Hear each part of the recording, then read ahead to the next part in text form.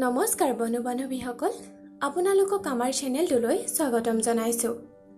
শাৰীৰিকভাৱে সুস্থ হৈ থাকিবলৈ আমি প্ৰতিদিনে যে কি নকৰোঁ, ভাল খোৱা-বোৱাৰ পৰা আৰম্ভ কৰি ৰাতিপুৱাৰ পাত্ৰ ভ্ৰমণ, যোগাসন অথবা জিমলৈ গৈ কচৰত কৰা আদি সকলোবোৰ অভ্যাস আমাৰ দিনচৰ্যাৰ ভিতৰুৱা হৈ পৰে। কিন্তু আপুনি যদি সৰু সৰু গুটিজাতীয় তথা পুষ্টি গুণযুক্ত খাদ্য সামগ্ৰী বাদাম নিতৌ কিছু পৰিমাণে লৈ সেৱন কৰিব পাৰে, তেন্তে আপোনাৰ স্বাস্থ্য অটুট থকাৰ ক্ষেত্ৰত সহায়ক হ'ব।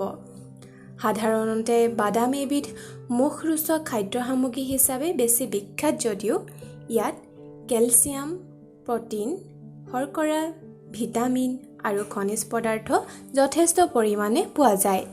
সেয়েহে ই স্বাস্থ্যৰ পক্ষে ভাল হোৱাৰ লগতে ছালৰ বাবেও বহু উপযোগী। বাদামৰ বিভিন্ন গুণসমূহ হৈছে: ১ নম্বৰতে স্বাস্থ্য ভালে ৰাখিবলৈ প্ৰতিদিনে বাদাম কিছু পৰিমাণে লৈ সেৱন কৰক। বাদামে শৰীৰৰ প্ৰতিৰক্ষা তন্ত্ৰ শক্তিশালী কৰে। তদুপৰি কাহ, টাইফয়েড, এনিমিয়া আদি স্বাস্থ্যজনিত সমস্যাৰ ক্ষেত্ৰতো ইয়াক এক সুপথ্য হিচাপে গ্ৰহণ কৰিব পাৰি।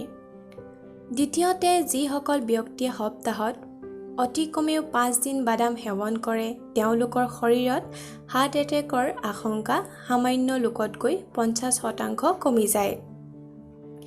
বাদামত ভিটামিন পোৱা যায় যি এণ্টি অক্সিডেণ্ট হিচাপে কাম কৰে আৰু আমাৰ শৰীৰত হৃদৰোগৰ আশংকা নোহোৱা হৈ পৰে। তৃতীয়তে, বাদামত পটাছিয়াম অধিক পৰিমাণে পোৱা যায় আৰু ছডিয়াম কম মাত্ৰাত থাকে।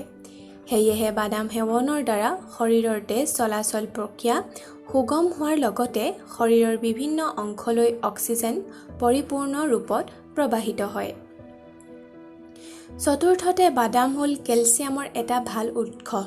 কেলচিয়ামে আমাৰ শৰীৰত আৰ্থৰাইটিছ ৰোগৰ আশংকা কম কৰে। তদুপৰি ই দাঁত আৰু হাড়ৰ বাবেও উপযোগী হয়। পঞ্চমতে, শক্তিৰ বাবে বাদামত মজুত থকা পোষক পদাৰ্থসমূহ হৈছে প্ৰটিন, মেংগানিজ, কপাৰ। এই পোষক পদাৰ্থসমূহ সেৱনৰ দ্বাৰা শৰীৰে শক্তি লাভ কৰে। স্মৃতিশক্তি বৃদ্ধি কৰিবলৈও বাদাম সেৱন কৰা উচিত। আয়ুৰ্বেদ অনুসৰি প্ৰতিদিনে পুৱা ৫টাকৈ বাদাম কিছু সময় তিয়াই থোৱাৰ পাছত সেৱন কৰিলে স্মৃতিশক্তি বৃদ্ধি হয়। বন্ধু-বান্ধৱীসকল, আশা কৰোঁ আজিৰ ভিডিঅ'টো চাই ভাল পালে। যদিহে ভাল লাগিল তেন্তে লাইক কৰিব, শ্বেয়াৰ কৰিব আৰু আমাৰ চেনেলটো ছাবস্ক্ৰাইব কৰিবলৈ নাপাহৰিব। নেক্সট ভিডিঅ'ত আপোনালোকক আকৌ লগ পাম। ধন্যবাদ।